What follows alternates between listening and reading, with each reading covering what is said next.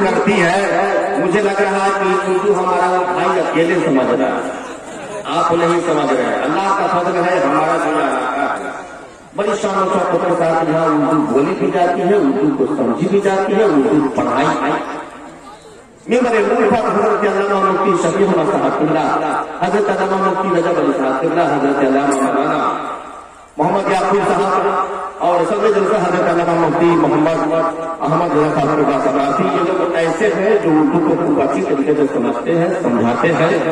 حق تو یہ ہے کہ ہمارے پڑوسی ملک بھارت کے جتنے بڑے بڑے ادارے ہیں، چاہے وہ جامعہ اشرفیہ ہو، اس میں 5-6 ہمارے نیپال سے آتے ہیں۔ جامعہ امجدیہ کا ایک مدرس اپنی ضیائی اسٹیج پر بیٹھے ہوئے، چاہے جامعہ رضا ہو یا منظر اسلام ہو یا مظہر اسلام ہو یا ثقافت السنیہ ہو، اللہ کا فضل ہے نیپال کا نام وہاں اردو کو سکھاتا ہے، ادیب ہے، پڑھاتا ہے۔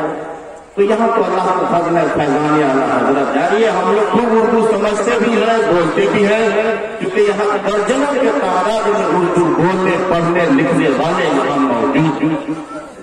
زبان جب ذکر سرائے رسول کرتی ہے، سخن کی بات خدا سے وصول کرتی ہے، علاج ہو نہ سکا جس کا ساری دنیا میں، علاج اس کا مدینے کی دھول کرتی ہے۔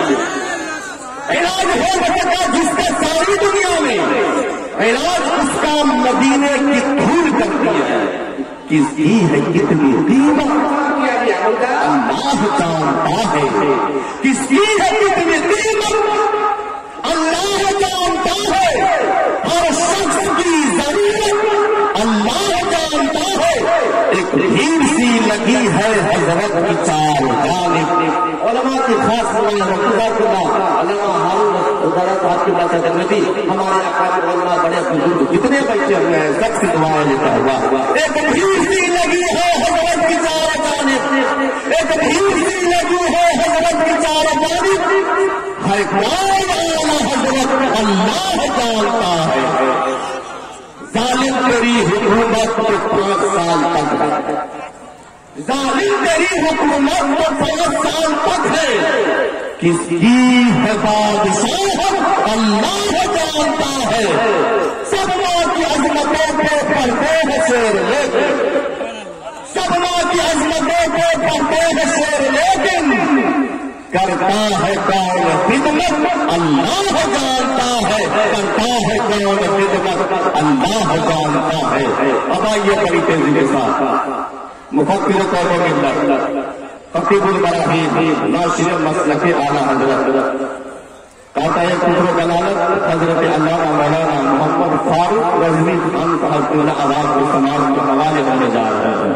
آئیے ان کا استقبال نعرہ تکبیر رسالت سے کر لیں، نعرہ تکبیر، دونوں ہاتھ کو ہوا میں لہرائیے، یہ مقبولیت کا وقت ہے۔